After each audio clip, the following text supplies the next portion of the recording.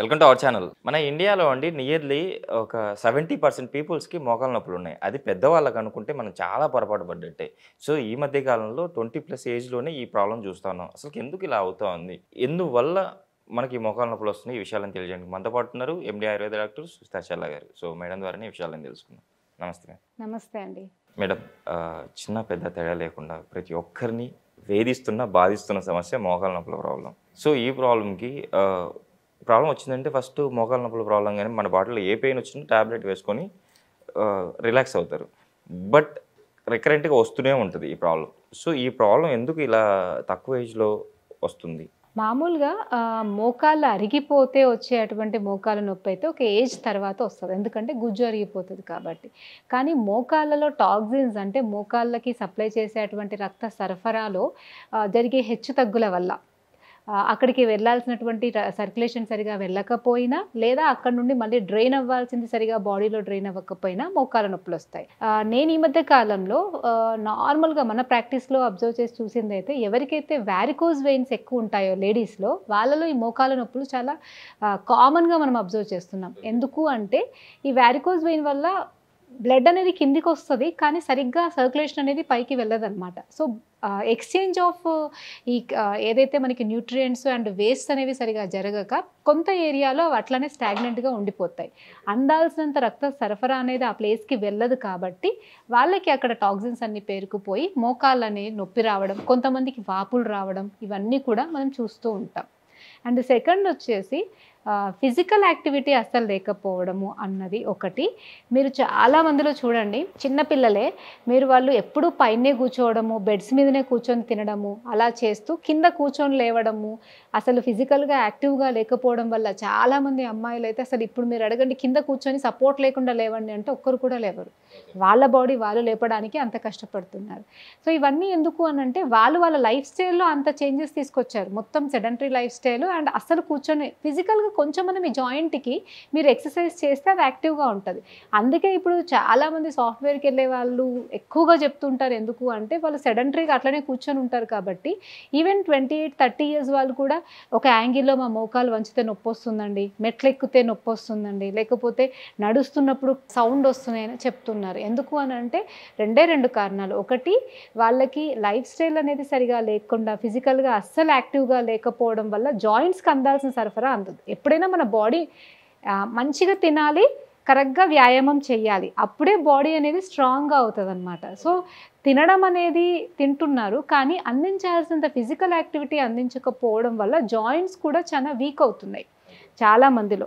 మంచిగా మనం తిన్నంత వరకు మనం యాక్టివ్గా దాన్ని చేసుకోవాలి అంటే normal little bit physical activity అనేది అవసరం. అండ్ మూడోది వచ్చేసి చాలా మందిలో వాళ్ళ ఇరెగ్యులర్ ఫుడ్ హ్యాబిట్స్ వల్ల ఈ రుమటాయిడ్ ఆర్థరైటిస్ కావచ్చు, గౌటీ ఆర్థరైటిస్ కావచ్చు, ఇవన్నీ యంగేజ్లోనే వస్తాయి. ముసలోళ్ళు అయినాక రావాలని ఏం లేదు, 30స్లోనే వాళ్ళకి వస్తాయి. వాళ్ళ ఇరెగ్యులర్ లైఫ్ స్టైల్ వల్ల బ్లడ్లో ఇంప్యూరిటీస్ పెరిగిపోయి మన ఇమ్యూన్ సిస్టమ్ సరిగా పనిచేయకపోవడం వల్ల కొన్ని ఆటో ఇమ్యూన్ డిసీజెస్ అండ్ బ్లడ్లో రుమాటిక్ ఫ్యాక్టర్ RH ఫ్యాక్టర్ పెరిగిపోవడం వల్ల రుమటాయిడ్ ఆర్థరైటిస్, బ్లడ్లో యూరిక్ యాసిడ్ లెవెల్స్ ఎక్కువగా పెరిగిపోవడం వల్ల గౌటీ ఆర్థరైటిస్, వీటన్నిటిలో మోకాళ్ళ నొప్పులు ఉంటాయి. సో వీటన్నిటికీ మెయిన్ కారణం ఏంటంటే ఫుడ్ హ్యాబిట్స్లో తేడాలు, లైఫ్ స్టైల్లో తేడాలు, ఇవి రెండే తేడాలు.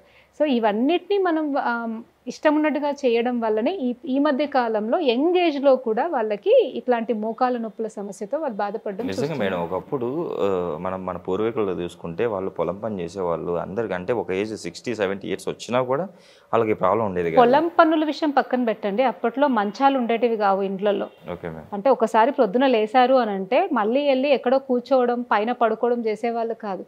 మీరు చిన్నప్పుడు కూడా అంటే ఏమంటారు అందరి ఇళ్లలో సోఫాలు మంచాలు ఏమి ఉండేటివి కావు కదా. నార్మల్గా ఏంటంటే ఒక నైట్ అయ్యింది అంటే మంచాలు వాల్చి పడుకునేవాళ్ళు. తెల్లారంతా కూడా అందరు కింద కూర్చోవడం, లెగవడం, కూర్చోవడం, లేవడం, కూర్చోవడం, లేవడం అనేది ఎన్నోసార్లు జరిగేది. సో వాళ్ళకి తెలియకుండా వాళ్ళు ఎక్సర్సైజ్ అయ్యేది. జాయింట్కి కూడా అందాల్సిన సర్క్యులేషన్. ఇప్పుడు లేడీస్ రోజు కింద కూర్చొని వంట చేసేవాళ్ళు, కింద కూర్చొని అన్ని కట్ చేసేవాళ్ళు, కింద కూర్చొని తినేవాళ్ళు. సో ప్రతిదీ వాళ్ళు కూర్చొని లేవడం చేసేవాళ్ళు కాబట్టి జాయింట్కి అందాల్సినంత సర్క్యులేషన్ అందేది. డిఫరెంట్ పోస్చర్స్ కూడా డిఫరెంట్ యోగాసన. మీరు తెలుసు మనం కింద కూర్చొని తినేది ఒక యోగాసనము, నార్మల్ నార్మల్గా మనకి కొన్ని పనులు చేసేటప్పుడు కూర్చునేవి కొన్ని రకాల ఆసనాలు. సో ఇలా వాళ్ళు రకరకాల ఆసనాలు తెలియకుండానే చేసేవాళ్ళు. కాబట్టి వాళ్ళకి సర్క్యులేషన్ మంచిగా అందేది. అండ్ మీరు అన్నట్టుగా పొలం పనులు, డిఫరెంట్ పనులు, ఫిజికల్గా బాగా యాక్టివ్గా ఉంచే పనులు చేసేవాళ్ళు కాబట్టి అందాల్సినంత సర్క్యులేషన్ ఆ జాయింట్కి అందేది. మేడం మన మోకాళ్ళ నొప్పులు వస్తున్నాయి అంటే ఇప్పుడు ఇమీడియట్గా అయితే రావు కదా. సో మనం ఎంత ముందు నుంచి అలవాట్లు చేంజ్ అవ్వడం వల్ల ఈ ప్రాబ్లం వస్తుంది అంటారు? మామూలుగా మోకాళ్ళ నొప్పులు ఈ రోజుకి ఈ రోజు అనేవి ఏవి రావు. ఎవరికైతే ఇంతకుముందు చెప్పినట్టుగా లేట్‌గా తినడం, లేట్‌గా పడుకోవడము అండ్ యూరిక్ యాసిడ్ లెవెల్స్ ఎక్కువగా పెంచేటువంటి నాన్ వెజ్ అట్లాంటివి ఎక్కువగా తినడం చేస్తూ ఉంటారో, ఫస్ట్ వాళ్ళకి టోటల్ బాడీ అంతా నీరసంగా అనిపిస్తున్నట్టుగా అనిపించడం, డైజెషన్ సరిగా అనిపించినట్టుగా అనిపించడం, కొంచెం బాడీ వేడిగా ఉన్నట్టు అనిపించడం అలా ఉంటాయి. మెల్లిమెల్లిగా పర్టిక్యులర్ జాయింట్ అనేది స్టిఫ్ అయిపోయినట్టుగా, నడవలేకపోయినట్టుగా అలా ప్రాబ్లమ్స్. కొంతమందికి పర్టిక్యులర్ షోల్డర్ జాయింట్ అనేది స్టిఫ్ అయిపోయినట్టుగా, చాలామందికి మోకాలు ఎక్కువగా స్టిఫ్ అయిపోయినట్టుగా, నడుస్తుంటే ఇబ్బందిలాగా అనిపిస్తూ ఉంటాయి. అదే స్లోగా వాపు రావడం, అసలు నడవడానికి కూడా చాలా ఇబ్బందికరమైన పరిస్థితి రావడం అనే స్టేజ్ దాకా కూడా వెళ్తాయి. మేడం ఇప్పుడు మోకాళ్ళ నొప్పుల ప్రాబ్లం ఉన్న వాళ్ళకి కొంతమందికి సజెస్ట్ చేస్తారు డాక్టర్స్. అంటే అలోపతి డాక్టర్స్ వచ్చేసి కంపల్సరీ ఆపరేషన్ చేయాలి అని చెప్పేసి అంటారు. బట్ ఆయుర్వేదంలో కాకుండా కొన్ని మనం మూలిక వైద్యంలో బయట నార్మల్‌గా కొన్ని రెమెడీస్‌తో కూడా మనం ఏదైతే మనకు ప్రాబ్లమ్ ఉందో ఆ ప్రాబ్లమ్ నుంచి మనం బయటపడొచ్చు. ఇంటికి కూడా ఆయుర్వేద మెడిసిన్ తీసుకుంటూ ఇది చేస్తే గనక పర్ఫెక్ట్‌గా వితౌట్ ఆపరేషన్ మనం ఈ ప్రాబ్లమ్ నుంచి బయటపడొచ్చు అంటారు కదా. అవి కూడా మన ప్రేక్షకుల కోసం తెలియజేయండి. మామూలుగా అయితే సర్జరీ అనేది మోకాళ్ళలో గుజ్జు అరిగిపోయినప్పుడు, సో ఏజ్డ్ వాళ్ళకి మనకి శస్త్రచికిత్స ద్వారా మనము నీ జాయింట్ అనేది చేంజ్ చేయాలి అంటే అడ్వైస్ చేస్తారు. అలాంటి కండిషన్స్లో కూడా ఈవెన్ గ్రేడ్ 3 స్టేజెస్లో కూడా మనం చేసే అటువంటి కొన్ని రకాల జానుబస్తి, జానుదార ట్రీట్మెంట్స్, పంచకర్మ ట్రీట్మెంట్స్ రెగ్యులర్గా చేసుకున్నట్టయితే కంప్లీట్గా నార్మల్గా చేసుకోవచ్చు. ఇంట్లోనే చేసుకునేటువంటి చిట్కాలు అని అంటే డిసీజ్ అనేది చాలా అడ్వాన్స్డ్ వెళ్ళి 3rd స్టేజ్ 4th స్టేజ్లో ఉన్నప్పుడు మనం ఇంట్లోనే చేసుకునే వాటి వల్ల అయితే మోకాళ్ళ గుజ్జు అనేది కంప్లీట్గా రాదు. కానీ మీరు ట్రీట్మెంట్ చేసుకుంటూ ఇంట్లో ఇలాంటివి చేసుకోవడం వల్ల తొందరగా రిజల్ట్స్ అనేవి వస్తాయి. అలాంటి వాటిల్లో మోకాళ్ళ గుజ్జు నార్మల్గా చేయడానికి పనికొచ్చే దాంట్లో ది ఫస్ట్ ఫార్మోస్ట్ బాగా ఇంపార్టెంట్ది ఏంటంటే మెంతులు. Okay ma'am. సో మెంతులు, జీలకర్ర, మిరియాలు. సో మెంతులు ఒక 100 గ్రామ్స్, జీలకర్ర ఒక 50 గ్రామ్స్, మిరియాలు ఒక 5 గ్రామ్స్. వీటన్నిటిని కూడా లైట్గా వేయించేసి పౌడర్ చేసి పెట్టుకొని రోజు ఎర్లీ మార్నింగ్ ఒక 2 to 4 గ్రామ్స్ వాళ్ళ డైజెషన్ కెపాసిటీని బట్టి మోస్ట్లీ మనమైతే 4 గ్రామ్స్ తీసుకోమంటాం. 4 grams powder, 2 cups water, 100 ml water 50 ml అయ్యేదాకా మరిగించుకొని టీ లాగా పొద్దున్నే సిప్ చేస్తూ తాగాలి.